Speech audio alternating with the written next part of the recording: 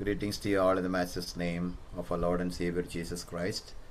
It's a great privilege and I love to come together in the presence of God this evening time to study from the book of Revelation. We know last class we were studying about the total effect of the trumpet judgments and the desolation, chapter 8 verses 7 to 11. എട്ടാം അധ്യായത്തിൻ്റെ 7 മുതൽ 11 വരെയുള്ളതായിരിക്കുന്ന വാക്യങ്ങളിൽ നിന്ന് നാം കഴിഞ്ഞ ക്ലാസ്സിൽ ചിന്തിക്കുകയായിരുന്നു. There is a total effect of trumpet judgements, അതായത് കാഹളത്തിൻ്റെ ന്യായവിധിയെക്കുറിച്ചുള്ളതായിരിക്കുന്ന പഠനമാണ് നമ്മളിപ്പോൾ പഠിച്ചുകൊണ്ടിരിക്കുന്നത്. ഒരു വലിയ ദുരന്തം അല്ലെങ്കിൽ ഒരു വലിയ തകർച്ച, ഒരു ശൂന്യത അല്ലെങ്കിൽ ഒരു നാശം, ഒരു ഡിസൊലേഷൻ സംഭവിക്കാനായിട്ട് പോകുന്നു ഗ്രേറ്റ് ട്രിബുലേഷൻ ടൈമിൽ എന്നുള്ളതാണ് നമ്മൾ ചിന്തിച്ചുകൊണ്ടിരിക്കുന്നത്. And we learn about desolation will happened on earth. ഈ ഭൂമിയുടെ മേൽ സംഭവിക്കാൻ പോകുന്നതായിരിക്കുന്ന ഒരു നാശത്തെക്കുറിച്ച് നാം ചിന്തിച്ചു. We learn about the desolation in the seas, സമുദ്രത്തിൽ സംഭവിക്കാൻ പോകുന്നതായിരിക്കുന്ന നാശത്തെക്കുറിച്ച് നാം ചിന്തിച്ചു. And also we learn about desolation in the fresh water, വെള്ളത്തിൻ്റെ മേൽ സംഭവിക്കാൻ പോകുന്നതായിരിക്കുന്ന ഒരു മാറ്റത്തെക്കുറിച്ചും നാശത്തെക്കുറിച്ചും നമ്മൾ പഠിക്കാൻ തക്കവണ്ണം ഇടയായിത്തീർന്നു. So tonight we are going to study from chapter 8 verses 12 and 13. Chapter 8 verses 12 and 13. You can see now in the screen share, in the slide you can see that the desolation in the heavens. The desolation in the heavens. Amen. Okay, so we are going to see about the desolation in the heavens. അത് chapter 8 versus 12 and 13 ആണ്. നമ്മളത് വായിക്കാൻ പോവുകയാണ്. ആ വാക്യങ്ങൾ വായിച്ചതിന് ശേഷമായിട്ട് നമുക്ക് അതിനകത്ത് ചിന്തിക്കാൻ കർത്താവ് സഹായിക്കട്ടെ. സ്വർഗത്തിൽ അല്ലെങ്കിൽ ആകാശങ്ങളിൽ എന്ന് പറയാം. സ്വർഗത്തിൽ എന്ന് പറയുമ്പോൾ ആകാശങ്ങളിൽ സംഭവിക്കാൻ പോകുന്നതായിരിക്കുന്ന അല്ലെങ്കിൽ ആകാശത്തിൽ സംഭവിക്കാൻ പോകുന്നതായിരിക്കുന്ന ഒരു നാശത്തെക്കുറിച്ച് പറയുന്നുണ്ട് ഈ ഗ്രേറ്റ് ട്രിബുലേഷൻ ടൈമിൽ. So let us read first of all chapter 8 verses 12 and 13. The fourth angel sounded his trumpet, and a third of the sun was struck, a third of the moon, and a third of the stars, so that a third of them turned dark. A third of the day was without light, and also a third of the night. As I watched, I heard an eagle that was flying in mid-air call out in a loud voice, "Woe, woe, woe to the inhabitants of the earth, because of the trumpet blast about to be sounded by the other three angels." നാലാമത്തെ ദൂതൻ ഊതി. അപ്പോൾ സൂര്യനിൽ 1/3 ചന്ദ്രനിൽ 1/3 നക്ഷത്രങ്ങളിൽ 1/3 ബാധ തട്ടി. അവയിൽ 1/3 ഇരുണ്ടുപോയി. രാവും പകലും 1/3 വെളിച്ചമില്ലാതെയായി. അനന്തരം ഒരു കഴുക്, ഇനി കാഹളം ഊതുവാനുള്ള 3 ദൂതന്മാരുടെ കാഹളനാദം ഹേതുവായി ഭൂവാസികൾക്ക് കഷ്ടം കഷ്ടം കഷ്ടം എന്ന് ഉറക്കെ പറഞ്ഞുകൊണ്ട് ആകാശമധ്യേ പറക്കുന്നത് ഞാൻ കാണുകയും കേൾക്കുകയും ചെയ്തു. So I know, when we study about the Great Tribulation and when we study about the events that which is going to happen or the disasters which is going to happen during the time of the Great Tribulation, we won't be happy that much. Okay? നമുക്ക് അത്ര സന്തോഷം ഉണ്ടാകാൻ സാധ്യതയില്ലാത്ത ഒരു കാര്യങ്ങളാണ് നമ്മളിപ്പോൾ പഠിച്ചുകൊണ്ടിരിക്കുന്നത്, നമുക്കറിയാം. But at the same time ഇങ്ങനെയുള്ള കാര്യങ്ങൾ പഠിക്കുമ്പോൾ we need to understand one thing. So when these things are going to happen on the earth or in the sky, we need to know that we won't be here in this earth. നമ്മൾ ഈ ഭൂമിയിൽ ഉണ്ടായിരിക്കത്തില്ല. കർത്താവിൻ്റെ രക്തത്താൽ വീണ്ടെടുക്കപ്പെട്ട ദൈവമക്കളെല്ലാം റാപ്ചറിലൂടെ through the rapture we all will be caught up into heaven. I mean when the second coming of Jesus Christ is happening. So that is one of the reason that I told you that when we study about the Great Tribulation or when we study about the happenings or the events which is going to happen in the Great Tribulation time, we need to know one thing, that we won't be here. At the same time we are supposed to pray for the other people, those who are not having a chance to receive Jesus as their personal savior. So as we read in this verses, ഈ 12-13 വാക്യങ്ങൾ നമ്മൾ വായിക്കുമ്പോൾ മനസ്സിലാക്കണം ഒരു കാര്യം. when the fourth trumpet is blown, we see the extreme darkness day and night. നാലാമത്തെ ദൂതൻ ഊതുന്നതിനെ കുറിച്ചാണ് 12-ാമത്തെ വാക്യത്തിൽ സംസാരിക്കുന്നത്. നാലാമത്തെ ദൂതൻ ഊതി, അപ്പോൾ സൂര്യനിൽ മൂന്നിലൊന്നിനും, ചന്ദ്രനിൽ മൂന്നിലൊന്നിനും, നക്ഷത്രങ്ങളിൽ മൂന്നിലൊന്നിനും ബാധ തട്ടി. അവയിൽ മൂന്നിലൊന്ന് ഇരുണ്ടുപോയി, രാവും പകലും മൂന്നിലൊന്ന് വെളിച്ചമില്ലാതെയായി എന്നാണ് അവിടെ കാണാൻ സാധിക്കുന്നത്. So when the fourth trumpet is blown, so what is the meaning of fourth trumpet? എന്താണ് ഈ fourth trumpet, fifth trumpet എന്നൊക്കെ പറയുമ്പോൾ അതിൻ്റെ അർത്ഥം എന്താണ്? What does it mean, fourth trumpet? When the angel is blowing the fourth trumpet, there things are happening, things are changing. That means when the angel is blowing the fourth trumpet, we see the extreme darkness, day and night. രാത്രിയിലും പകലും ഒരു കൂരിരുട്ടിൻ്റെ അനുഭവം ഉണ്ടാകുന്നതായിട്ട് നമുക്കവിടെ കാണാൻ സാധിക്കണം. ഒരു കൂരിരുട്ടിൻ്റെ അനുഭവം. The same kind of judgment we see even in the Old Testament also, when the 9th plague which was happening in the Egypt. Let us read Exodus chapter 10 verses 21 through 23.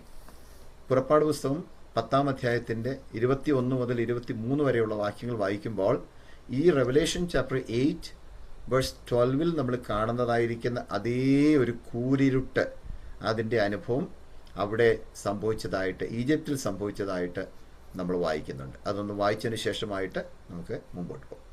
Then the Lord said to Moses, "Stretch out your hand toward the sky so that darkness will spread over Egypt, darkness that can be felt." So Moses stretched out his hand toward the sky, and total darkness covered all Egypt for 3 days. No one could see anyone else or leave his place for 3 days. Yet all the Israelites had light in the places where they lived. അപ്പോൾ യഹോവ മോശയോട്, മിസ്രൈം ദേശത്ത് സ്പർശിക്കത്തക്ക ഇരുൾ ഉണ്ടാകേണ്ടതിന് നിന്റെ കൈ ആകാശത്തേക്ക് നീട്ടുക എന്ന് കൽപ്പിച്ചു. മോശ തന്റെ കൈ ആകാശത്തേക്ക് നീട്ടി. മിസ്രൈം ദേശത്തൊക്കെ 3 ദിവസത്തേക്ക് കൂരിരുട്ടുണ്ടായി.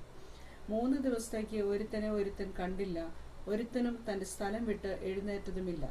എന്നാൽ ഇസ്രായേൽ മക്കൾക്ക് എല്ലാവർക്കും തങ്ങളുടെ വാസസ്ഥലങ്ങളിൽ വെളിച്ചമുണ്ടായിരുന്നു.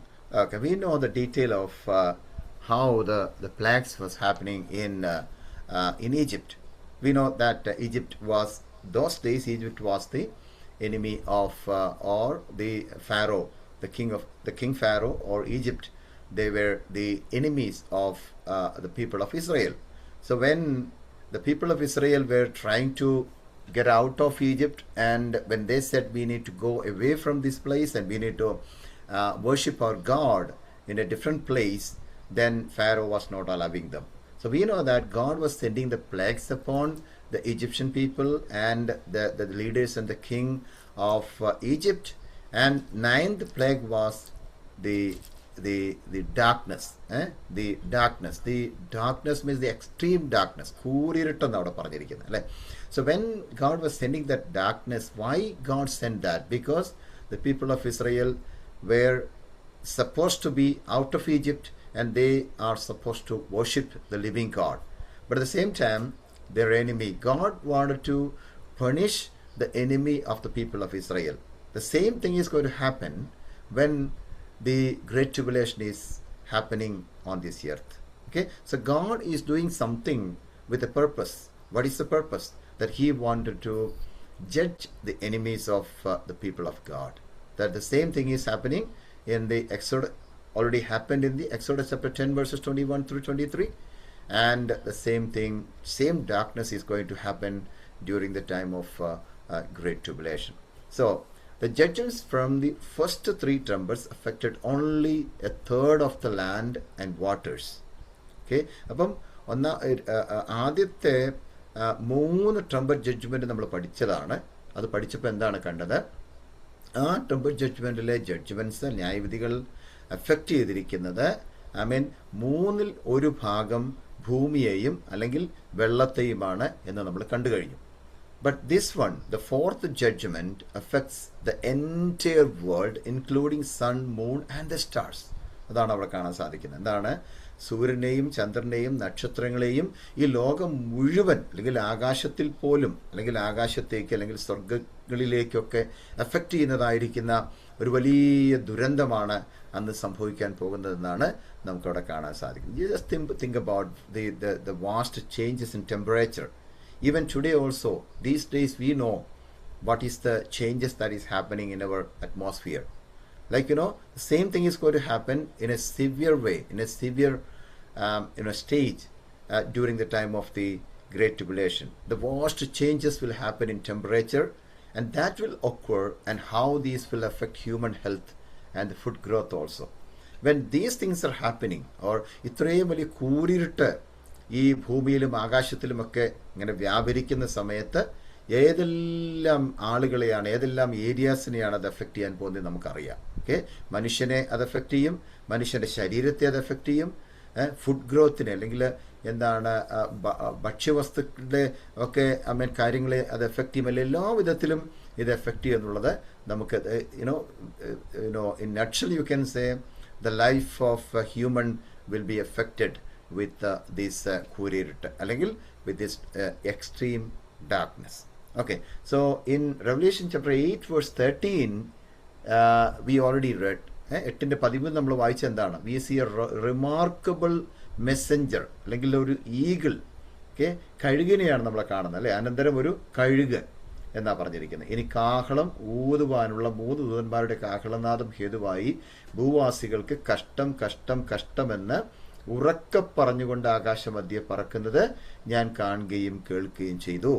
So Revelation chapter 8 verse 13 we see a remarkable messenger is coming there, or it is written eagle, or it is written angel.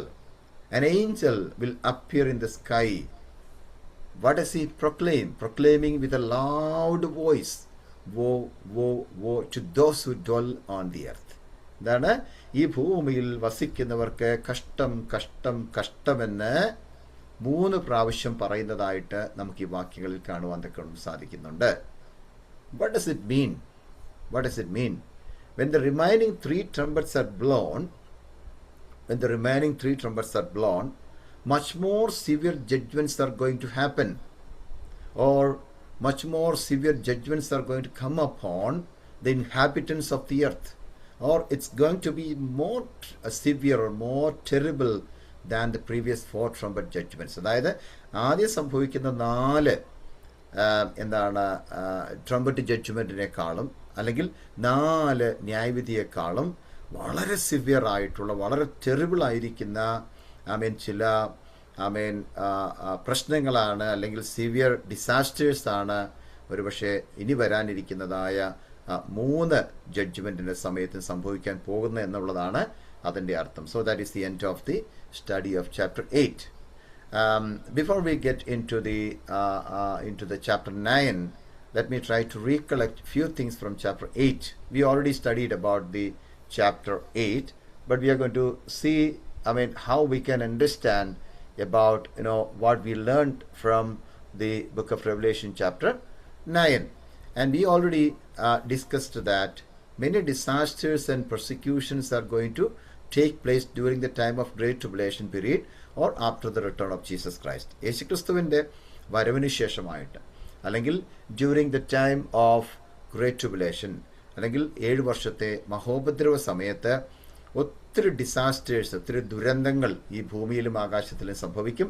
അനേക പെർസിക്യൂഷൻസ്, ഉപദ്രവങ്ങൾ സംഭവിക്കാനിടയാകും. ഇതെല്ലാം നമ്മൾ കണ്ടുകൊണ്ടിരിക്കുകയാണ് യേശുക്രിസ്തുവിൻ്റെ വരവിന് ശേഷം സംഭവിക്കുന്നുള്ളത്. That means there will be trumpet judgment and bowl judgment of wrath and wrath of God on the earth. ഈ ഭൂമിമേൽ ദൈവം പകരുന്നതായിരിക്കും. ദൈവത്തിൻ്റെ ക്രോധത്തെക്കുറിച്ച് നമ്മൾ പഠിച്ചു. ഒരു ക്രോധ കലശത്തെക്കുറിച്ച് ചിന്തിച്ചു, അല്ലെങ്കിൽ കാഹളത്തിൻ്റെ ന്യായവിധിയെക്കുറിച്ച് ചിന്തിച്ചു. And there will be a desolation on the earth. ഈ ഭൂമിയുടെ മേൽ ഒരു വലിയ ദുരന്തം അല്ലെങ്കിൽ നാശം സംഭവിക്കും. There will be desolations in the sea, rivers and sun, moon and stars. സമുദ്രത്തിലും നദികളിലും ആകാശത്തിലെ നക്ഷത്രങ്ങളിലും സൂര്യനിലും ചന്ദ്രനിലുമൊക്കെ ഒരു വലിയ ദുരന്തം സംഭവിക്കാനായിട്ട് പോകുന്നു എന്നുള്ളത് ദൈവത്തിൻ്റെ ആത്മാവ് നേരത്തെ തന്നെ യോഹന്നാൻ അപ്പോസ്തലനിലൂടെ പറഞ്ഞു വെക്കുകയാണ്. ഇത് സംഭവിക്കാൻ പോകുന്നു. And also the severe judgment are on the way. ഒരു വലിയ ജഡ്ജ്മെൻറ്റ്, സിവിയർ ആയിട്ടുള്ള ഒരു ന്യായവിധി സംഭവിക്കാൻ പോകുന്നു എന്നുള്ളത് നമുക്ക് അവിടെ നിന്നൊക്കെ മനസ്സിലാക്കാൻ സാധിക്കുകയാണ്. But just before we start to learn more about the events that going to happen or that going to take place during the Great Tribulation time, spend few seconds to prepare ourselves and wait upon the Lord for His coming. So let us, for a moment, let's all consecrate ourselves and pray for the people, those who are not yet known about the saving knowledge of Jesus Christ. You know, we are sitting in the presence of God.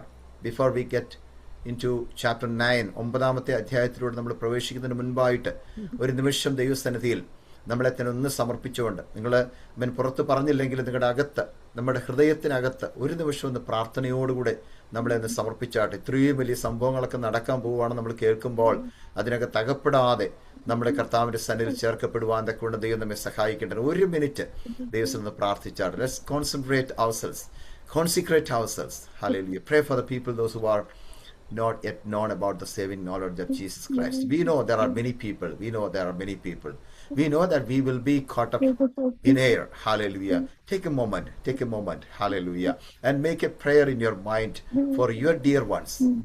Pray for your family members. Pray for your friends. Pray for your neighbors. Those who have never had a chance to receive Jesus as their personal Savior and the Lord. At the same time, if there is anyone who didn't get a chance to receive Jesus as their personal Savior, consecrate yourselves in the presence of God. Same time, let us prepare ourselves for the return of Jesus Christ, which is going to happen no sooner. Hallelujah. We know there are many people, there are many of our relatives, many of our family members, many of our friends, Yes, Lord. many of our dear ones, they didn't had a chance to receive Jesus as their personal Savior. They didn't know about the saving knowledge of Jesus Christ. Let us pray for a moment. Lord, speak to those people. Save those people, oh Master. Hallelujah. Hallelujah. Hallelujah. Praise the Lord. May the Lord bless you all through this prayer. Sure. And may the Lord do the miracles in our lives and also in the lives of the other people, those who are related to us. Amen. May the Lord bless you all. Now we are going to study from chapter 9. So we will see in the next slide, we are going to see the main heading is desolation from the satanic army, from chapter 9 verses 1 to 11. Satanic army. Okay. അതായത് സാത്താന്യമായിരിക്കുന്ന സാത്താൻ്റെ ഒരു ആർമിയിൽ നിന്നും സംഭവിക്കാൻ പോകുന്നതായിരിക്കുന്ന ഒരു ദുരന്തത്തെക്കുറിച്ച് അല്ലെങ്കിൽ നാശത്തെക്കുറിച്ച് chapter 9 versus 1 to 11 നമ്മൾ ചിന്തിക്കാൻ പോകുകയാണ്. But before we get into chapter 9, I would like to give you some introduction about what are we going to see in chapter 9, because without giving that introduction, it won't be good to move forward. So you won't get anything from chapter 9 if I'm not giving this introduction. For that, let us read maybe 2 verses for our further understanding. The first 2 verses from Revelation chapter 8 verse 13. Then after that we will read chapter 9 verse 12. Revelation chapter 8ന്റെ 13ാമത്തെ വാക്യവും 9ാം അധ്യായത്തിന്റെ 12ാമത്തെ വാക്യവും നമ്മൾ വായിക്കാനായിട്ട് പോവുകയാണ്. അത് വായിക്കുമ്പോൾ നമുക്ക് അവിടെ നിന്ന് there we see 3 wars, ഒരു 3 കഷ്ടം എന്നുള്ളതായിരിക്കുന്ന 3 പദപ്രയോഗം, അല്ലെങ്കിൽ കഷ്ടം എന്നവിടെ കാണുന്നുണ്ട്. അതിനെക്കുറിച്ച് ഒന്ന് സംസാരിച്ചതിന് ശേഷം നമുക്ക് ചാപ്റ്റർ 9ന്റെ വേഴ്സ് 1ലേക്ക് നമുക്ക് പോകാം, നമുക്ക് വായിക്കാം. Revelation chapter 8 verse 13 and also chapter 9 verse 12. As I watched, I heard an eagle that was flying in mid-air call out in a loud voice, "Woe, woe, woe to the inhabitants of the earth, because of the trumpet blast about to be sounded by the other 3 angels." 9 verse 12. The first woe is past. 2 other woes are yet to come. 8:30. അനന്തരം ഒരു കഴുക് ഇനി കാഹളം ഊതുവാനുള്ള 3 ദൂതന്മാരുടെ കാഹളനാദം ഹേതുവായി ഭൂവാസികൾക്ക് കഷ്ടം കഷ്ടം കഷ്ടം എന്ന് ഉറക്കെ പറഞ്ഞുകൊണ്ട് ആകാശമധ്യേ പറക്കുന്നത് ഞാൻ കാണുകയും കേൾക്കുകയും ചെയ്തു. 9:12 also. കഷ്ടം 1 കഴിഞ്ഞു, ഇനി 2 കഷ്ടം പിന്നാലെ വരുന്നു. Okay. What do you understand from these 2 verses? In 8 chapter 13, the word woe is repeated 3 times. 8ാം അധ്യായത്തിന്റെ 13ാമത്തെ വാക്യത്തിൽ കഷ്ടം എന്ന പദം 3 പ്രാവശ്യം റിപ്പീറ്റഡ്ലി സെയിങ്, അല്ലേ, റിപ്പീറ്റഡ് ആയിട്ട് നമുക്ക് കാണാൻ സാധിക്കുന്നുണ്ട്. സോ ദ വേർഡ് വോ indicates the persecution or the torment which is on the way. ഇനി വരാനിരിക്കുന്ന ഒരു വലിയ ഉപദ്രവത്തെക്കുറിച്ച്, അല്ലെങ്കിൽ ഇനി വരാനിരിക്കുന്ന ഒരു വലിയ കഷ്ടത്തെ കാണിക്കാൻ വേണ്ടിയാണ് കഷ്ടം കഷ്ടം കഷ്ടമെന്ന് അവിടെ രേഖപ്പെടുത്തിയിരിക്കുന്നത്. And the repetition of the same word indicates there will be 3 types of persecution going to happen. 3 വിധത്തിലുള്ളതായിരിക്കുന്ന ഉപദ്രവങ്ങളാണ്, അല്ലെങ്കിൽ 3 വിധത്തിലുള്ളതായിരിക്കുന്ന നാശമാണ് ഇനി സംഭവിക്കാനുള്ളത് എന്നാണ്. അല്ലെങ്കിൽ ആ ഗ്രേറ്റ് ട്രിബുലേഷൻ ടൈമിൽ ഈ ദൂതന്മാരെ കാഹളം ഊതുമ്പോൾ 4 ഊതിക്കഴിഞ്ഞപ്പോൾ എന്തൊക്കെ സംഭവിച്ചു എന്ന് നമ്മൾ കണ്ടു.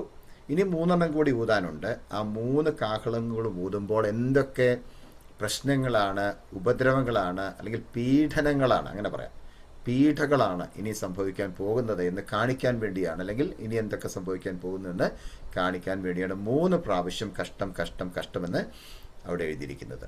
സോ ദ ഫസ്റ്റ് വോ is the 5th trumpet described in Revelation chapter 9 versus 1 to 12. 9-ാം അധ്യായത്തിൻ്റെ 1 മുതൽ 12 വരെയുള്ള വാക്യങ്ങളിലാണ് ഒന്നാമത്തെ വോ നമുക്ക് കാണാൻ സാധിക്കുന്നത്. ഒന്നാമത്തെ കഷ്ടമെന്ന് പറഞ്ഞിരിക്കുന്നത് 5-ാമത്തെ ട്രംപറ്റിനോടുള്ള ബന്ധത്തിലാണ്. അതുപോലെ തന്നെ ദ സെക്കൻഡ് വോ is the 6th trumpet described in Revelation chapter 9 versus 13 to 21. 9-ാം അധ്യായത്തിൻ്റെ 13 മുതൽ 21 വരെയുള്ളതായിരിക്കുന്ന വാക്യങ്ങളാണ് രണ്ടാമത്തെ കഷ്ടം സംഭവിക്കാൻ പോകുന്നത്. അതിന് 6-ാമത്തെ ട്രംപറ്റാണ്. 6-ാമത്തെ കാഹളം ഊതുന്നതിനെ കുറിച്ച് സംസാരിക്കുന്നത് 9-ാം അധ്യായത്തിൻ്റെ 13 തൊട്ട് 21 വരെയാണ്. ഓക്കെ. ആൻഡ് ദ തേർഡ് വോ ഈസ് ദ 7th trumpet. ഇനി 3-ാമത്തെ കഷ്ടം സംഭവിക്കാൻ പോകുന്ന എന്നായിരിക്കും ഈ 7th trumpet ഊതുമ്പോഴാണ്. അത് 7-ാമത്തെ ഒരു കാഹളം ഊതുമ്പോഴാണെന്നുള്ളത് ഇവിടെ കാണാൻ സാധിക്കുന്നു in Revelation chapter 11 versus 15 through 19. വെളിപ്പാട് പുസ്തകം 11-ാം അധ്യായത്തിൻ്റെ 15-ാം വാക്യം മുതൽ 19-ാമത്തെ വാക്യം വരെയാണ് നമുക്കത് കാണാനായിട്ട് സാധിക്കുന്നത്. Okay. So in chapter 9 verse 12, 9-ന്റെ 12-ാമത്തെ വാക്യത്തിൽ നാം ഇങ്ങനെ വായിക്കുന്നത്, കഷ്ടം 1 കഴിഞ്ഞു, ഇനി 2 കഷ്ടം പിന്നാലെ വരുന്നു. ഇംഗ്ലീഷിൽ ഒന്നുകൂടെ വായിക്കാൻ വേണ്ടി chapter 9 verse 12. The first woe is past, 2 other woes are yet to come. Okay. 2 other woes yet to come. അല്ലേ, കഷ്ടം 1 കഴിഞ്ഞു, ഇനി 2 കഷ്ടം പിന്നാലെ വരുന്നു എന്നാണ് മലയാളത്തിൽ കൊടുത്തിരിക്കുന്നത്. Okay. So here we read the first വോ is past and 2 woes are still coming after these things. That means already 1 woe is over, or 1 persecution is over, or 1 tormentation is over. And by the 5th trumpet, 5-ാമത്തെ trumpet ഊതുമ്പോഴത്തേക്കും 1-ാമത്തെ കഷ്ടം കഴിഞ്ഞു. And the 2nd and 3rd woes will happen by the 6th and 7th trumpets. അതായത് 6-ാമത്തെയും 7-ാമത്തെയും trumpet ഊതുമ്പോൾ, അല്ലെങ്കിൽ കാഹളം ഊതുമ്പോൾ 2-ാമത്തെ കഷ്ടവും 3-ാമത്തെ കഷ്ടവും സംഭവിച്ചു കഴിയും എന്നുള്ളതാണ് നമുക്ക് ഇതിൻ്റെ അർത്ഥമായിട്ട് മനസ്സിലാക്കാൻ സാധിക്കുന്നത്. Now we will go to the next slide. That you can see the desolation from the satanic army. From Revelation chapter 9 verses 1 to 11. So let us read that portion very quickly. We will read that portion now. Okay. Then we will move on. Yeah. 9, 1 to 11. Yeah. The 5th angel sounded his trumpet, and I saw a star that has fallen from the sky to the earth. The star was giving the key to the shaft of the abyss. When he opened the abyss, smoke rose from it like the smoke from a gigantic furnace. The sun and sky were darkened by the smoke from the abyss, and out of the smoke locusts came down upon the earth and was given power like that of the scorpions of the earth. They were told not to harm the grass of the earth or any plant or tree, but only those people who did not have the seal of God on their foreheads. They were not given power to kill them, but only to torture them for 5 months. And the agony they suffered was like that of the sting of a scorpion when it strikes a man. During those days, men will seek death, but will not find it. They will long to die, but death will elude them. The locusts looked like the horses prepared for battle. On their heads they wore something like crowns of gold, and their faces resembled human faces. Their hair was like women's hair, and their teeth were like lions' teeth. They had breastplates like breastplates of iron, and the sound of their wings were like the thundering of many horses and chariots rushing into battle.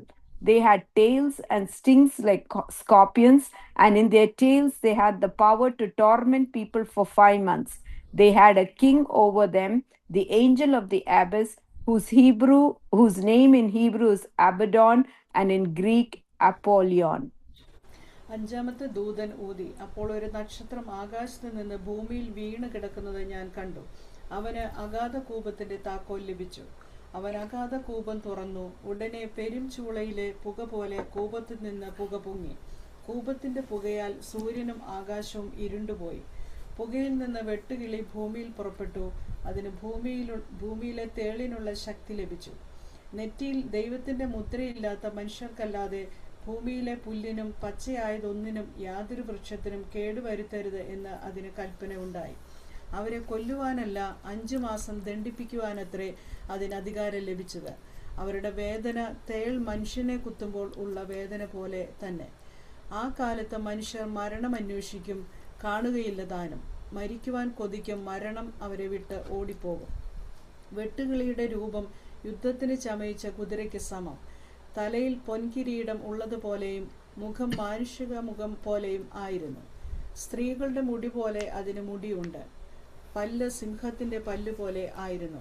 ഇരുമ്പ് കവചം പോലെ കവചമുണ്ട്. ചിറകിന്റെ ഒച്ച പടയ്ക്ക് ഓടുന്ന അനേകം കുതിര തേരുകളുടെ ഒച്ച പോലെ ആയിരുന്നു. തേളിനുള്ളതുപോലെ വാലും വിഷമുള്ളും ഉണ്ട്. മനുഷ്യരെ 5 മാസം ഉപദ്രവിക്കുവാൻ അതിനുള്ള ശക്തി വാലിൽ ആയിരുന്നു. അഗാധ ദൂതൻ അതിന് രാജാവായിരുന്നു. അവൻ എബ്രായ ഭാഷയിൽ അബദോൻ എന്നും യവന ഭാഷയിൽ അപ്പല്ലുവോൻ എന്നും പേർ. Okay, so I know this portion is little bit difficult to understand as we read that portion. At the same time, we'll try to understand in a different way.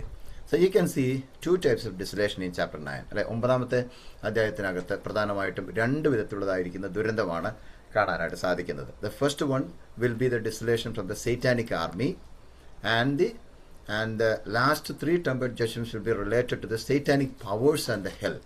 Okay, so ഇത് നമ്മൾ മനസ്സിലാക്കേണ്ടത്, ഒന്നാമത്തെ ഡിസൊലേഷൻ സംഭവിക്കുന്ന ഒരു satanic ആർമിയുടെ ഡിസൊലേഷനായിട്ടാണ് ഇവിടെ കാണാൻ സാധിക്കുന്നത്.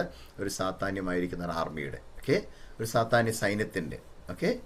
And the last 3 trumpet judgments will be related to the satanic powers and the hell.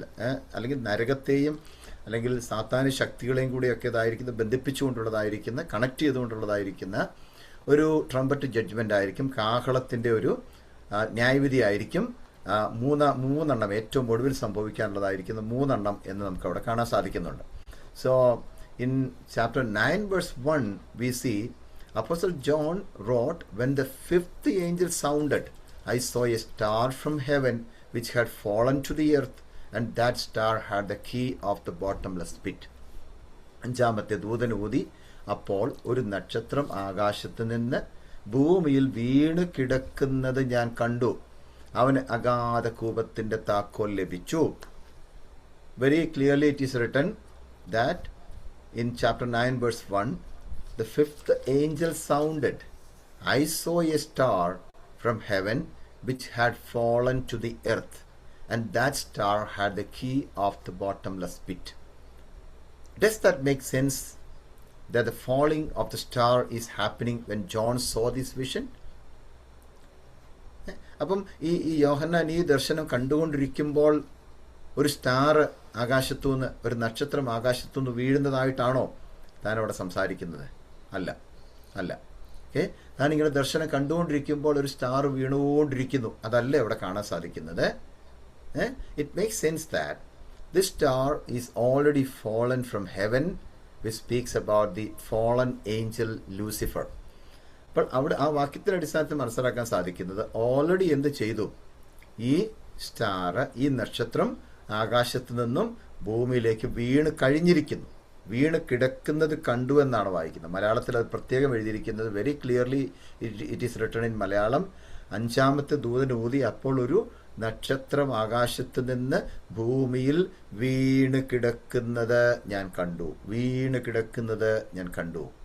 Okay, so already John is watching a fallen angel which is already fell from heaven on the earth. Already ഈ ഭൂമിയിൽ വീണ് കിടക്കുന്ന, ആകാശത്ത് വീണ് കിടക്കുന്ന ഒരു നക്ഷത്രത്തെയാണ് താൻ കണ്ടത്. Because in Isaiah chapter 14 verse 12, let us read that portion. Isaiah chapter 14 verse 12. Yeah, about How you have fallen from heaven, O morning star, from son of the dawn. You have been cast down to the earth, you who once laid low the nations. Arunodaya പുത്രനായ ശുക്ര, നീ എങ്ങനെ ആകാശത്തു നിന്ന് വീണു? ജാതികളെ താഴ്ത്തി കളഞ്ഞവനെ, നീ എങ്ങനെ വെട്ടേറ്റ് നിലത്ത് വീണു? Okay, we read, how you have fallen from heaven, O star of morning, son of the dawn. Arunodaya പുത്രനായ ശുക്ര, നീ എങ്ങനെ വെട്ടേറ്റ് നിലത്ത് വീണു. So Lucifer is known as the star of the morning and the son of a dawn. Okay, so we understand എന്താണ് this one, the star is already fallen from heaven. That speaks about the fallen angel. വീഴ്ച സംഭവിച്ചതായിരിക്കുന്ന ലൂസിഫറിനെ കുറിച്ചാണ് ഇവിടെ സംസാരിക്കുന്നത് എന്ന് നമുക്ക് മനസ്സിലാക്കാനായിട്ട് സാധിക്കുന്നു.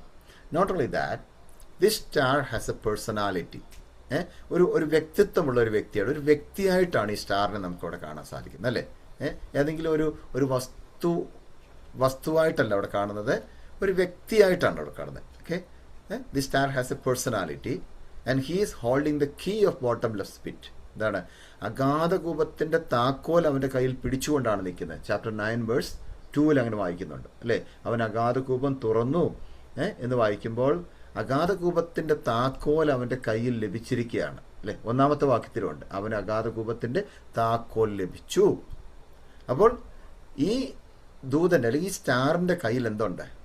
ഒരു അഗാധകൂപത്തിന്റെ കീ ഉണ്ട്.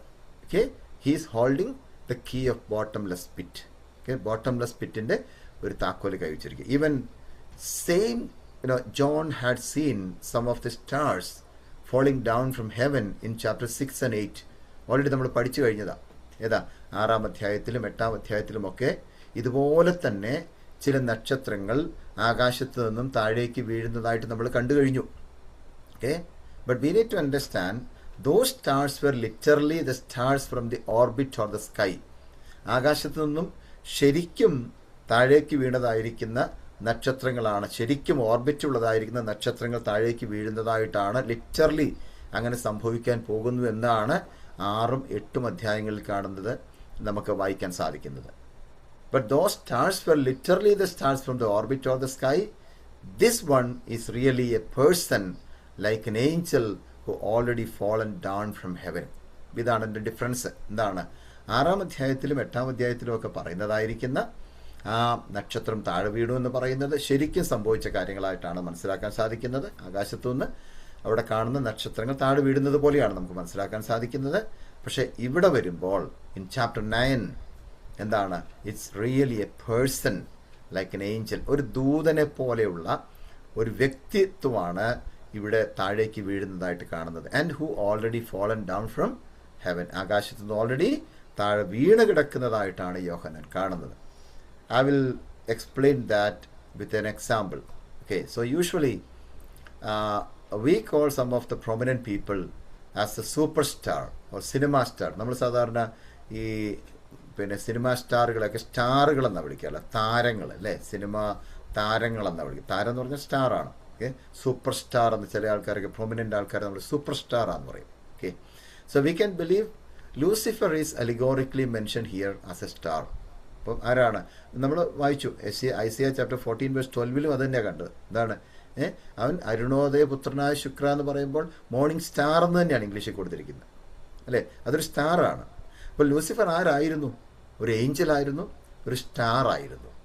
So let us believe that here when John is mentioning about the star already have fallen down from heaven എന്ന് പറയുമ്പോൾ എന്താണ്? ആകാശത്തുനിന്ന് വീണ നക്ഷത്രം എന്തായിരിക്കണം? ലൂസിഫർ തന്നെ ആയിരിക്കണം. So we believe that Lucifer is allegorically mentioned here as a star. Even there is another argument about this star, that they says this star is the angel of God. ഇതിപ്പം ഈ star അല്ലെങ്കിൽ ഈ നക്ഷത്രത്തെക്കുറിച്ച് ഒരുപക്ഷെ ഒരു കൂട്ടം ആളുകൾ argument ചെയ്യുന്നത് ഇത് ശരിക്കും ഒരു ദൈവത്തിൻ്റെ ദൂതൻ വീഴുന്നതായിട്ടാണ് അവർ ചിത്രീകരിക്കുന്നത്, ദൈവത്തിൻ്റെ ദൂതൻ. But there is no perfect evidence to prove this argument. അങ്ങനെ ഒരു ആർഗ്യുമെൻറ്റ് നമുക്ക് പ്രൂവ് ചെയ്യാനായിട്ട് മറ്റെവിടെയും ഒരു വാക്യങ്ങൾ നമുക്ക് കാണാൻ സാധിക്കാത്തത് കൊണ്ട് തീർച്ചയായിട്ടും this is not an angel of God. ഇതൊരു ദൈവത്തിൻ്റെ ദൂതനായിട്ടല്ല വീണ കിടക്കുന്നത്.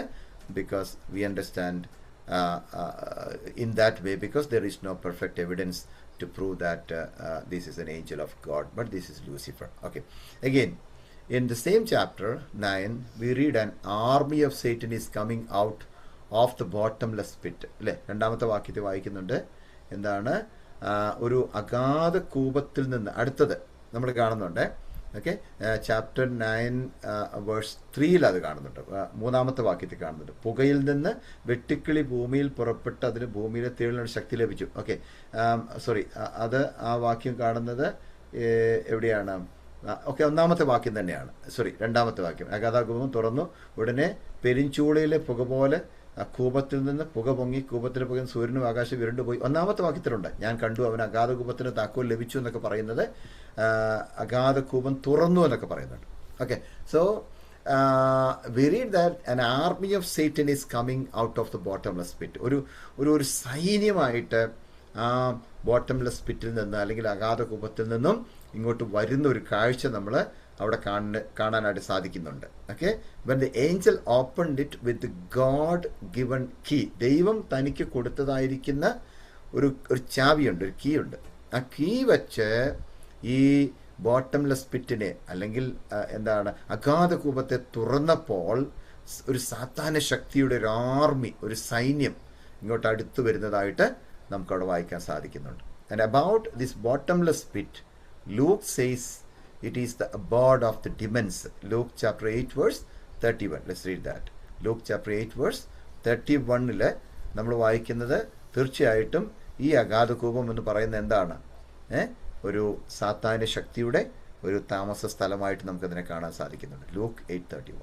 And they begged him repeatedly not to order them to go into the abyss. പാതാളത്തിലേക്ക് പോകുവാൻ കൽപ്പിക്കരുത് എന്ന് അവ അവനോട് അപേക്ഷിച്ചു. Okay, so actually we understand, this bottomless pit is an abode of the demons. ഈ സാത്താന ശക്തികളുടെ ഒരു വാസസ്ഥലമായിട്ട് നമുക്കതിനെ കാണാൻ സാധിക്കുന്നുണ്ട്. And also Apostle John says that Satan will be temporarily jailed there during your Lord's reign on the earth. Revelation chapter 20 verses 1 to 3 കൂടെ വായിക്കണം. അവിടെ എന്താ കാണാൻ സാധിക്കുന്നത്? ഈ സാത്താന ശക്തികളെ സാത്താനെ എന്ത് ചെയ്യും? ടെമ്പററി ആയിട്ട് അല്ലെങ്കിൽ കുറച്ച് നാളത്തേക്ക് ജയിലിലിടുന്ന പോലെ, കാരാഗ്രഹത്തിലിടുന്ന പോലെ അവിടെ അടച്ചിടുന്നതായിട്ട് നമുക്ക് കാണാൻ സാധിക്കുന്നു. എപ്പോഴാണ്? ഈ ഭൂമിയിൽ ദൈവം എന്താണ് റൂൾ ചെയ്യുമ്പോൾ, റെയിൻ ചെയ്യുമ്പോൾ, ഭരിക്കുമ്പോൾ കാണാൻ സാധിക്കുന്നു. വായിക്കാം. And I saw an angel coming down out of heaven, having the key to the abyss and holding in his hand a great chain.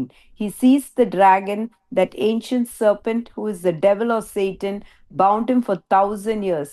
He threw him into the abyss and locked and sealed it over him to keep him from deceiving the nations anymore until the 1,000 years were ended. After that, he must be set free for a short time. അനന്തരം ഒരു ദൂതൻ അഗാധത്തിന്റെ താക്കോലും ഒരു വലിയ ചങ്ങലയും കയ്യിൽ പിടിച്ചുകൊണ്ട് സ്വർഗത്തിൽ നിന്ന് ഇറങ്ങുന്നത് ഞാൻ കണ്ടു. അവൻ പിശാചും സാത്താനും എന്ന പഴയ പാമ്പായ മഹാസർപ്പത്തെ പിടിച്ച് 1000 ആണ്ടുകളിലേക്ക് ചങ്ങലയിട്ടു. 1000 ആണ്ട് കഴിയുവോളം ജാതികളെ വഞ്ചിക്കാതിരിക്കുവാൻ അവനെ അഗാധത്തിൽ തള്ളിയിട്ട് അടച്ചുപൂട്ടുകയും മീതെ മുദ്രയിടുകയും ചെയ്തു. അതിനുശേഷം അവനെ അല്പകാലത്തേക്ക് അഴിച്ചുവിടേണ്ടതാകുന്നു. Okay, we will learn more about that, what is happening on those days from when we go through chapter 20. 20ാമത്തെ അധ്യായത്തിലേക്ക് നമ്മൾ എത്തുമ്പോഴത്തേക്ക്, ഇപ്പോൾ 9ാമത്തെ അധ്യായം എത്തിയുള്ളൂ. 20ലേക്ക് ചെല്ലുമ്പോഴത്തേക്കും ബാക്കി നമുക്ക് ഭാഗങ്ങൾ കുറച്ചുകൂടെ വിശദമായിട്ട് നമുക്ക് ചിന്തിക്കാൻ കർത്താവ് സഹായിക്കട്ടെ. We will go to the next slide now. The next slide says out of the bottomless pit. Out of the bottomless pit. Okay. So we already read Revelation chapter 9 verses 2 to 5. Okay, so let's see what all the things comes out when he opened the bottomless pit. ഈ അഗാധകൂപത്തിൻ്റെ താക്കോല് വെച്ചിട്ട് അഗാധകൂപത്തെ തുറന്നു കഴിഞ്ഞപ്പോൾ എന്തെല്ലാമാണ് അവിടെ നിന്ന് പുറത്തേക്ക് വരുന്നത്? നമ്മൾ വിചാരിക്കണം, ഈ അഗാധകൂപത്തിൻ്റെ താക്കോല് വെച്ചത് തുറക്കുമ്പോൾ അതിനകത്ത് എന്തൊക്കെയുണ്ടോ അതെല്ലാം പുറത്തേക്ക് വരുന്നു എന്ന് പറഞ്ഞാൽ അതിൻ്റെ അർത്ഥം അത് വരുന്നതിൻ്റെ റീസൺ അന്ന് ഉള്ളതായിരിക്കുന്ന ദൈവത്തിൽ വിശ്വസിക്കാത്തതായിരിക്കുന്ന ആൾക്കാരെ ന്യായം വിധിക്കാൻ വേണ്ടിയാണ്, അവരെ ടോർച്ചർ ചെയ്യാൻ വേണ്ടിയാണ് വരുന്നത്. So let's see what all things comes out when he opened the bottomless pit. അത് തുറന്നപ്പോൾ എന്തൊക്കെയാണ് പുറത്തോട്ട് വരുന്നത്? അവിടെ നമുക്ക് വായിച്ചു കഴിഞ്ഞതാണ്, പെട്ടെന്ന് ഞാനൊക്കെ പറഞ്ഞു വിടാം. The smoke came out of A great furnace. എന്താണ്? ഒരു പെരിഞ്ചൂളയിലെ പുക പോലെ കൂപത്തിൽ നിന്ന് പുക പൊങ്ങി വരുന്നത് കണ്ടു. ഒരു പെരിഞ്ചൂള എന്ന് പറഞ്ഞാൽ എന്താണ്? ഒരു ഗ്രേറ്റ് ഫർണസ് ആണ്.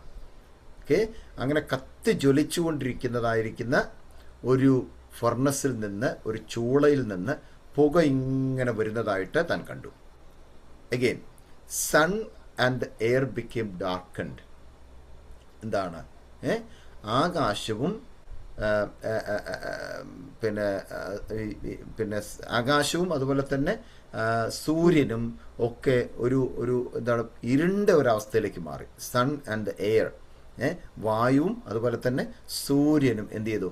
ഇരുണ്ടു പോകുന്നതായിരിക്കുന്ന ഒരു കാഴ്ച കാണുന്നു. And again, out of the smoke less came upon the earth like an army of demons. അല്ലേ? എന്താണ്? ആ പുകയിൽ നിന്നും എന്തു വരുന്നു? വെട്ടുക്കിളികൾ, ലോക്കസ്റ്റ് വരുന്നു. അല്ലേ?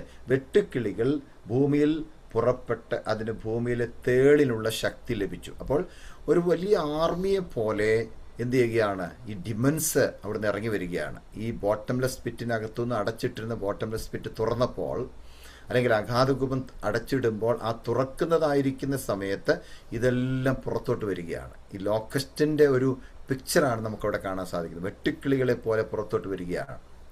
And we talk about locust in this passage. We know the 8th plague in Egypt was locust. അല്ലേ? നമുക്കറിയാം, പുറപ്പാട് ദിവസം 10-ാം അധ്യായം വായിക്കുമ്പോൾ എക്സോഡസ് ചാപ്റ്റർ 10 നമ്മൾ എന്താ കാണുന്നത്? അവിടെ ഒരു ലോക്കസ്റ്റിനെ കാണുന്നുണ്ട്, വെട്ടുക്കിളിയുടെ ഒരു ബാധയെ കാണുന്നുണ്ട്. Okay, so when God was sending the plagues upon the Egyptian people, Egyptian army, we know that God was sending the plague of locust. വെട്ടുക്കിളികളെ അയക്കുന്നതായിരിക്കുന്ന ഒരു കാഴ്ച കാണാൻ സാധിക്കുന്നുണ്ട്. It was literally the locust. There is no doubt at all. അതിനകത്ത് ഒരു സംശയവുമില്ല. Exodus chapter 10 കാണുന്ന, പുറപ്പാട് ദിവസം 10-ാം അധ്യായത്തിൽ കാണുന്ന ബാധയാകുന്ന വെട്ടുക്കിളി എന്തായിരുന്നു? ലിറ്ററലി വെട്ടുക്കിളി അയച്ച് അവർക്കൊരു നാശം വരുത്തിയതായിട്ട് നമുക്കവിടെ കാണാൻ സാധിക്കുന്നുണ്ട്. But about the locust mentioned here in chapter 9 of Revelation, it is believed that these are not literal locusts because of many reasons. നമുക്ക് ചിന്തിക്കാൻ പോവാണ്. എന്തെന്നറിയാമോ? ഇപ്പം ഇവിടെ കാണുന്ന ഈ റെവലേഷൻ ചാപ്റ്റർ 9 കാണുന്നതായിരിക്കുന്ന ലോക്കസ്റ്റ് എന്ന് പറയുന്നത്, വെട്ടുക്കിളി എന്ന് പറയുന്നത് ഒരു ലിറ്ററൽ ലോക്കസ്റ്റ് ആയിട്ട് നമുക്കതിനെ ചിത്രീകരിക്കാൻ സാധിക്കില്ല. അതിൻ്റെ റീസൺസ് നെക്സ്റ്റ് സ്ലൈഡിൽ നമുക്ക് കാണാൻ സാധിക്കാം. Let's go to the next slide. The locust, the symbol of powerful enemies and destruction. Okay, locust, the symbol of powerful enemies or destruction. Okay, so as we go into that portion, we know in the Old Testament the locusts are the symbol of powerful enemies and destruction. In the Old Testament, when we study, we understand locusts are the symbol of powerful enemies and destruction. പഴയ നിയമം നമ്മൾ പരിശോധിക്കുമ്പോൾ ഈ വെട്ടുക്കിളി എന്ന് പറയുന്നത് വളരെ ശക്തമായ എന്താണ്, ശത്രുക്കളെ കാണിക്കാനായിട്ടും നാശത്തെ കാണിക്കാനുമായിട്ടാണ് പഴയ നിയമത്തിൽ ഉപയോഗിച്ചിരിക്കുന്നത്. And also this locust mentioned in Revelation chapter 9:3 also has a power to destroy. Okay, അപ്പം ഈ നമ്മൾ 9-ാം അധ്യായത്തിൽ 3-ാം വാക്യം വായിക്കുമ്പോൾ അത് കാണുന്നുണ്ട്. ഇവിടെ എന്താണ്? പുകയിൽ നിന്ന് വെട്ടുക്കിളി ഭൂമിയിൽ പുറപ്പെട്ടതിന് ഭൂമിയിലെ തേളിനുള്ള ശക്തി ലഭിച്ചു എന്നാണ് വായിക്കുന്നത്. Okay, but we not understand the locust which is mentioned in chapter 9:3 in Revelation has the power to destroy, but the difference is written there, they have the power like A scorpion. ഇതാണ് തേളിനുള്ള ഒരു ശക്തി. തേളിന് എന്ത് ശക്തിയുണ്ടോ, കുത്താനുള്ളതായിരിക്കുന്ന ശക്തിയുണ്ടോ, വിഷം വെച്ച് കുത്താനുള്ള ശക്തിയുണ്ടോ, അത്രയും ശക്തി ഉള്ളതാണ് ഈ scorpion.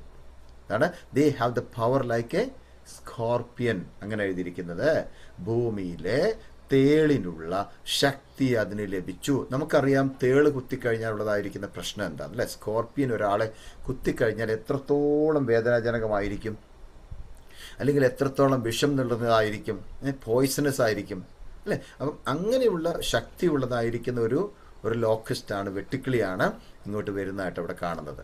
And again we read there, God ordered them not to hurt the grass, trees and green things. അതാണ് ഭൂമിയിലെ പുല്ലിനെയും പച്ചയായ യാതൊന്നിനെയും യാതൊരു വൃക്ഷത്തിനും കേടുവരുത്തരുത് എന്ന് അതിന് കൽപ്പന ഉണ്ടായെന്നാണ് അവിടെ വായിക്കുന്നത് അല്ലേ? വേഴ്സ് 4 അത് വായിക്കുന്നത്. ചാപ്റ്റർ 9 വേഴ്സ് 4 എന്താണ്? ഭൂമിയിലെ പുല്ലിന് കേടുവരുത്തരുത്, പച്ചയായ യാതൊന്നിനും കേടുവരുത്തരുത്, യാതൊരു വൃക്ഷത്തിനും കേടുവരുത്തരുത് എന്ന് ഏതിന് ദൈവം കൽപ്പന കൊടുത്തു? ഈ ലോക്കസ്റ്റിന് ദൈവം കൽപ്പന കൊടുത്തു. God ordered them not to hurt the grass, trees and the green things. Okay, so we know normally locust eat vegetation അല്ലേ? സാധാരണയായിട്ട് നമുക്കറിയാം ഈ ലോക്കസ്റ്റ് വന്നു കഴിഞ്ഞാൽ വെട്ടുക്കിളികൾ സാധാരണ കഴിക്കുന്ന എന്താണ്? വെജിറ്റേഷനാണ് അല്ലേ? പച്ചക്കറിയാണ് അത് കഴിക്കുന്നത്, ലീവ്സ് ഒക്കെയാണ് കഴിക്കുന്നത്, അല്ലെങ്കിൽ എന്താ പറയുന്നത് ഗ്രീനറി ആയിട്ടുള്ളതായിരിക്കുന്ന ലീവ്സും അതുപോലുള്ളതായിരിക്കുന്ന പ്ലാന്റ്സ് ഒക്കെയാണ് അത് കഴിക്കാനായിട്ട് വരുന്നത് അല്ലെ? വെജിറ്റേറിയൻസ് ആണല്ലേ? Okay, but these locust are ordered them not to touch or hurt the vegetation. വെജിറ്റേഷന് ഒന്നും തൊട്ടു പോകല്ലെന്നാണ് ദൈവം പറഞ്ഞിരിക്കുന്നത്. ഏതാ? ഈ ലോക്കസ്റ്റിനോട്, ഈ വെട്ടുക്കിളോട് പറയാണ് ഒരു വെജിറ്റേഷനും തൊടാൻ പാടില്ല, ഒരു പച്ചയായിട്ടുള്ള ഒന്നിനെയും തൊടാൻ പാടില്ല എന്ന് പറഞ്ഞാൽ ഒരു പ്ലാന്റിനെയോ അല്ലെങ്കിൽ ഒരു ഗ്രാസിനെയോ ഒരു മരത്തെയോ തൊടാൻ പാടില്ല. അവിടേക്കൊന്നും നിങ്ങൾ ടച്ച് ചെയ്യേണ്ട, വേറൊരു സ്ഥലത്തേക്കാണ് നിങ്ങളെ അയക്കുന്നതെന്നാണ് അവർക്ക് ഓർഡർ കൊടുത്തിരിക്കുന്നത്. Okay, so we will see the reasons later as we move on. Okay, so they are given the authority to only to hurt the men who have no seal of God on their forehead. എന്താണ് 4-ാമത്തെ വാക്യത്തിൽ പറയുന്നത്? നെറ്റിയിൽ ദൈവത്തിൻ്റെ മുദ്രയില്ലാത്ത മനുഷ്യർക്കല്ലാതെ ഭൂമിയിലെ പുല്ലിനും പച്ചയായതൊന്നിനും യാതൊരു വൃക്ഷത്തിനും കേടുവരുത്തരുതെന്നതിന് കൽപ്പന ഉണ്ടായി. So in chapter 9 verse 4 we read that only to hurt the men who have no seal of God on their forehead. നെറ്റിയിൽ ദൈവത്തിൻ്റെ മുദ്രയില്ലാത്ത മനുഷ്യരെ മാത്രം ഉപദ്രവിക്കാനുള്ള കൽപ്പന കൊടുത്തിരിക്കുന്നത്. വേറെ ഒന്നും ഇങ്ങോട്ടും പോകണ്ട. ആരുടെയൊക്കെ നെറ്റിയിൽ ദൈവത്തിൻ്റെ മുദ്രയില്ലാതിരിക്കുന്നു, ദൈവത്തിൻ്റെ മുദ്ര എന്താണെന്നുള്ളതൊക്കെ നമ്മൾ നേരത്തെ പഠിച്ചു. സാത്താൻ്റെ മുദ്ര എന്താകാൻ സാധ്യതയുണ്ട്, ഇനി നമ്മളത് പഠിക്കാൻ പോവുകയാണ്. എന്താണ്? 666 അല്ലേ? 666 എന്നുള്ളതായിരിക്കുന്ന നമ്പർ എല്ലാ മനുഷ്യരുടെയും നെറ്റിയിൽ ഉണ്ടാകും എന്ന് പഠിക്കുന്നു. എന്നാൽ അങ്ങനെ ആ നെറ്റിയിൽ 666 ആരുടെയൊക്കെ നെറ്റിയിലുണ്ടോ അവരെ കുറിച്ചാണ് ഇവിടെ പറഞ്ഞിരിക്കുന്നത്. നെറ്റിയിൽ ദൈവത്തിൻ്റെ മുദ്രയില്ലാത്ത മനുഷ്യരെ മാത്രം ഉപദ്രവിക്കാൻ കൽപ്പന കൊടുത്തു. അപ്പോൾ നിങ്ങൾ ഓർക്കും എന്തുകൊണ്ടാണ് ഇങ്ങനെ കൊടുത്തിരിക്കുന്നത്? ഗ്രേറ്റ് ട്രിബുലേഷൻ ടൈമിലൊക്കെ ഇങ്ങനെയുള്ളതായിരിക്കുന്ന ആളുകൾ അവിടെ ഉണ്ടാകുമോ? അല്ലെങ്കിൽ മഹോദ്രവത്തിൻ്റെ സമയത്ത് നെറ്റിയിൽ ദൈവത്തിന് മുദ്ര ഏറ്റവരുണ്ടാകുമോ, മുദ്ര ഏക്കാത്തവരുണ്ടാകുമോ എന്നൊക്കെ ചോദിച്ചു കഴിഞ്ഞാൽ തീർച്ചയായിട്ടും മുദ്ര ഏക്കാതെ മാറി നിൽക്കുന്ന, അല്ലെങ്കിൽ സാത്താൻ്റെ 666 ഞങ്ങൾക്ക് വേണ്ടാന്ന് പറഞ്ഞുകൊണ്ട് മാറി നിൽക്കുന്ന ഒരു കൂട്ടം അവിടെയും കാണും. ഓക്കെ, അവിടെയും കാണും. അവർ വിശ്വാസികളുടെ അന്നേരം നിൽക്കും. എത്ര ടോർമെൻറ്റേഷൻ വന്നാലും എത്ര ടോർച്ചർ ഉണ്ടായാലും അവർ ചിലപ്പോൾ പിടിച്ച് നിൽക്കും എന്നൊക്കെ നമ്മൾ നേരത്തെ കണ്ടു കഴിഞ്ഞാണ്. Okay, that is another one. And the next one is these locust have A king. എന്താണ്? ഈ വെട്ടുക്കിളിക്ക് എന്തുണ്ട്? ഒരു രാജാവുണ്ട് അല്ലേ? ഈ വെട്ടുക്കിളിക്കൊരു രാജാവുണ്ടെന്ന് നമ്മൾ വായിക്കുന്നുണ്ട് അല്ലേ? എവിടെയാണ് വായിക്കുന്നത്? പ്രോസ് ചാപ്റ്റർ 30 വേഴ്സ് 27 കേട്ടോ. പ്രോസ് ചാപ്റ്റർ 30 വേഴ്സ് 27 വായിച്ച് 30-27 സദൃശ്യവാക്യം 30-27. Locusts have no king, yet they advance together in ranks. വെട്ടുകിളിക്ക് രാജാവില്ല എങ്കിലും അതൊക്കെയും അണിയണിയായി പുറപ്പെടുന്നു. ഓക്കെ, അവിടെ എന്താ കാണുന്നത്? There is no king for locust അല്ലേ? പ്രോവേഴ്സ് ചാപ്റ്റർ 30 വേഴ്സ് 27 നമ്മൾ വായിക്കുന്നത് എന്താണ്? വെട്ടുക്കിളികൾക്ക് രാജാവില്ല എങ്കിലും അവരെങ്ങനെ പുറപ്പെടുന്നു? അണിയായി പുറപ്പെടുന്നു. പറഞ്ഞാൽ അവർക്ക് നേതൃത്വം കൊടുക്കാൻ, ലീഡർഷിപ്പ് കൊടുക്കാനായിട്ട് ഒരു രാജാവിനെ അവർക്ക് കൊടുത്തിട്ടില്ല ലോക്കസ്റ്റിന്. പക്ഷെ ഇവിടെ കൊടുക്കുന്ന ലോക്കസ്റ്റ്, ഇവിടെ പറഞ്ഞിരിക്കുന്ന ലോക്കസ്റ്റിന് എന്തുണ്ട്? ഒരു രാജാവുണ്ടെന്നാണ് ഈ ചാപ്റ്റർ 9 വായിച്ചിരിക്കുന്നത് അല്ലേ. അവർക്കൊരു രാജാവുണ്ട്, ഓൾറെഡി അവർക്കൊരു രാജാവിനെ കൊടുത്തിരിക്കുകയാണ്. കാരണം ആ രാജാവിൻ്റെ മുമ്പിൽ നിർത്തിക്കൊണ്ടാണ് എന്ത് ചെയ്യുന്നത്, ഇവര് വീണ്ടും വീണ്ടും ചെയ്യാനുള്ളതായിരിക്കുന്ന കാര്യങ്ങളെല്ലാം അവർക്ക് കൊടുക്കുന്നതായിട്ട്. അതിൻ്റെ ഓക്കെ, വേഴ്സ് 11 എന്ന് വായിച്ചേ, ചാപ്റ്റർ 9 വേഴ്സ് 11 എന്ന് വായിച്ചേ. Chapter 9 They had as king over them the angel of the abyss, whose name in Hebrew is Abaddon and in Greek Apollyon. അഗാധ ദൂതൻ അതിന് രാജാവായിരുന്നു. അവൻ എബ്രായ ഭാഷയിൽ അബദ്ധോൻ എന്നും യവന ഭാഷയിൽ അപ്പൊല്ലുവോൻ എന്നും പേർ. ഓക്കെ, അപ്പൊ രാജാവ് ഉണ്ടല്ലോ ഈ ലോക്കസ്റ്റിന്. This locust which is mentioned in chapter 9 of Revelation has a king. Okay, but the real locust, they do not have a king according to Proverbs chapter 30 verse 27. So obviously it is going to be a symbolism to picturize a powerful enemy armed for battle. വളരെ ശക്തമായിട്ട് അന്നത്തെ ജനത്തെ പീഡിപ്പിക്കാനായിട്ട് ദൈവം അയക്കുന്നതായിരിക്കുന്ന പവർഫുള്ളായിരിക്കുന്ന ഒരു ശത്രുവായിട്ട് നമുക്കിതിനെ കാണാനായിട്ട് സാധിക്കുന്ന ഒരു വലിയ യുദ്ധത്തിന് വേണ്ടി അവർ പുറപ്പെട്ടു വരുന്ന ഒരു കാഴ്ചയാണ് ചാപ്റ്റർ 9 നമുക്ക് കാണാൻ സാധിക്കുന്നത്. At the same time this army of demons are compared to locust. ഈ വലിയൊരു ആർമി വരുന്നത് നമ്മൾ കാണുന്ന ഉടനെ അത് എന്തിനെയാണ് ഉപമിച്ചിരിക്കുന്നത്? കമ്പയർഡ് ടു ലോക്കസ്റ്റ്, വെട്ടിക്കിളികളുമായിട്ടാണ് അതിനെ ഉപമിച്ചിരിക്കുന്നത്. And the locust is a symbol of destruction in the Old Testament, especially in the book of Joel chapter 1 verse 4 നമ്മളത് കാണുന്നുണ്ട്. എന്താണ്? Locusts are the symbol of destruction. Can you read Joel chapter 1 verse 4? When the locust swarm has left, the great locusts have eaten. What the locust swarm has left, the great locusts have eaten. What the great locusts have left, the young locusts have eaten. What the young locusts have left, other locusts have eaten. തുള്ളൻ ശേഷിപ്പിച്ചത് വെട്ടുകിളി തിന്നു, വെട്ടുകിളി ശേഷിപ്പിച്ചത് വിട്ടിൽ തിന്നു, വിട്ടിൽ ശേഷിപ്പിച്ചത് പച്ചപ്പുഴു തിന്നു. Okay, so there also you can see that what is happening. In the Old Testament, what does it happen in Joel chapter 1 verse 4? Okay, how the locusts are affecting the earth. Okay, at the same time we need to know that when the destruction is happening in the Old Testament and when the destruction is going to happen during the time of the Great Tribulation, these things are going to happen. The destruction is severely going to happen upon the earth. Okay, we will very quickly look into the next slide, just the appearance of this locust which is described in chapter 9 verses 7 to 9. We are not going to study about that, but just see the picture, then we will close our class today. See the picture. Okay, what all the things you can see in the picture. ആ പിക്ചറിനകത്ത് നിങ്ങൾക്ക് കാണാൻ സാധിക്കും നമ്മൾ ഈ കാണാൻ പോകുന്ന അല്ലെങ്കിൽ പഠിക്കാൻ പോകുന്ന ലോക്കസ്റ്റിൻ്റെ പ്രത്യേകത. ഈ ലോക്കസ്റ്റിൻ്റെ അപ്പിയറൻസ് ഒന്ന് ജസ്റ്റ് ഒന്ന് നോക്കിയിട്ട് നമുക്കങ്ങ് പ്രാർത്ഥിച്ച് അവസാനിപ്പിക്കാം. അതിനായിട്ട് കർത്താവ് സഹായിക്കട്ടെ. നോക്കി അതിനെ കണ്ടാലേ അറിയാം, പിക്ചർ കാണുമ്പോഴേ നിങ്ങൾക്കറിയാം. Locust is like a horses prepared for battle, and on their heads were crown of something like gold, and their faces are like men. Their hair is like the hair of women. Their teeth like the teeth of lions. എന്താണ്? വെട്ടിക്കിളികളുടെ രൂപം യുദ്ധത്തിന് ചമയിച്ച കുതിരയ്ക്ക് സമമാണെന്ന് പറയുന്നു. Then തലയിൽ ഒരു പൊൻകിരീടമുണ്ടെന്ന് പറയുന്നു. മനുഷ്യമുഖം പോലെ ആയിരുന്നു അതിൻ്റെ മുഖമെന്ന് പറയുന്നു. കാണാൻ സാധിക്കുന്നുണ്ട്, മനുഷ്യൻ്റെ മുഖം പോലെയാണ് അതിൻ്റെ മുഖം അവിടെ കാണുന്നത്. ഓക്കെ, ആൻഡ് മുടി പോലെ അതിന് മുടിയുണ്ട്, സ്ത്രീകളുടെ മുടി പോലെ അതിന് മുടിയുണ്ട്. അതുപോലെ സിംഹത്തിൻ്റെ പല്ല് പോലെ അതിൻ്റെ പല്ലായിരുന്നു. അപ്പം ഇത്രയും പ്രത്യേകതകളെക്കുറിച്ച് ഇനിയുണ്ട് കുറേ കാര്യങ്ങൾ. So we will be studying about those things if God allows in the next class. So we are trying to wind up with this now, and we will pray and conclude our session.